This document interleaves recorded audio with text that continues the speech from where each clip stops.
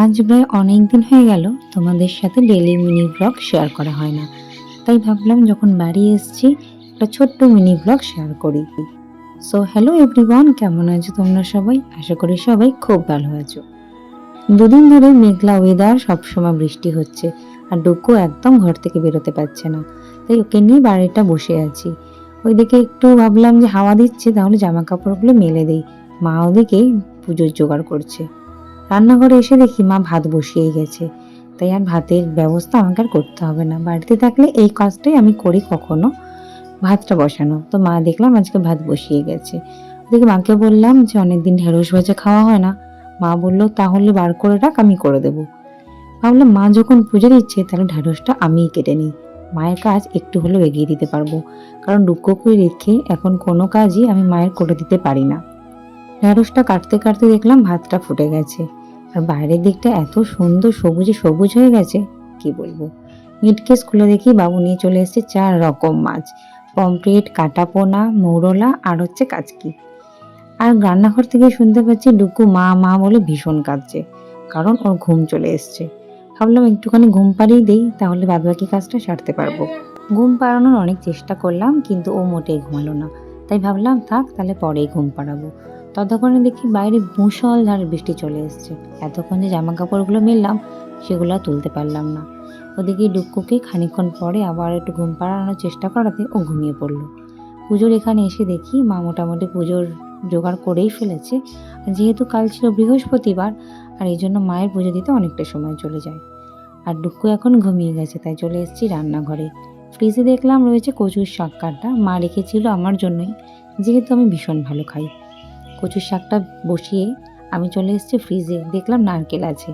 ভাবলাম নারকেল যখন আছে তাহলে আজকে নারকেল দিয়েই কচুর শাকটা খাবো, তাই নারকেল কুড়িয়ে রাখলাম।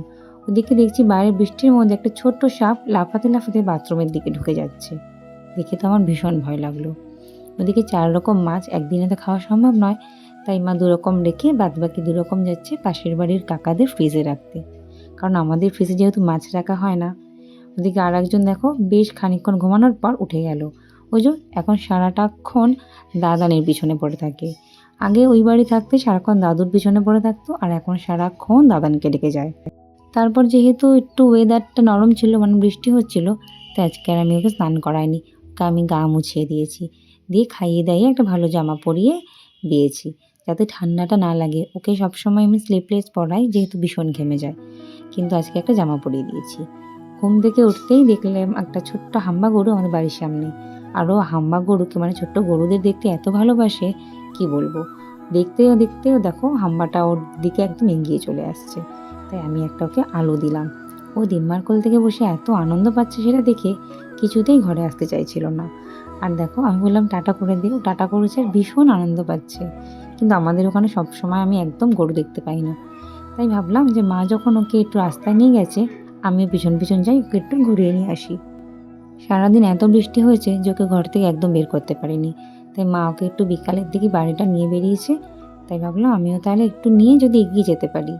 গিয়ে দেখলাম যে ও একদম সবার সাথে বসে গেছে, ওই যে গাড়ি আকাশ বাতাস সব দেখছে। তাই ভাবলাম যে আমি তাহলে মা বসুক, আমি একটু ওকে নিয়ে হেঁটে আসি। তোমরা দেখেইছো যে আমি নালিকুল থাকতে প্রায় ওকে বিকালের দিকে নিয়ে বেরোই যতটা সম্ভব হয়। তো আজকে ভাবলাম আমাদের মোড়ের মাথাটা বা একটু এগিয়ে ওদিকটায় যাওয়া যাক। তো একটুখানি যাচ্ছিলাম, আমার ভীষণ আনন্দ পাচ্ছিল। আমি একটু ঘুরিয়ে নিয়ে আসতেই তারপর দেখা হয়ে গেল পাশের বাড়ির কাকিমার সাথে। কাকিমাকে দেখতে পেয়ে ও চলে গেল কাকিমার কাছে। এর আগেও নাকি 1-2 দিন কাকিমার সাথে অনেকটাও ঘুরে এসছে। তারপর সন্ধ্যা হয়ে যাওয়াতে ওকে নিয়ে চলে এসেছি। আর এসে দেখো সব কিছু যা যা নিয়ে এসেছিলাম সব টেনে বার করে দিয়েছে। এখন এগুলোই হলো ওর খেলনার জিনিস। ওর যে খেলনা সেগুলো একদম খেলে না।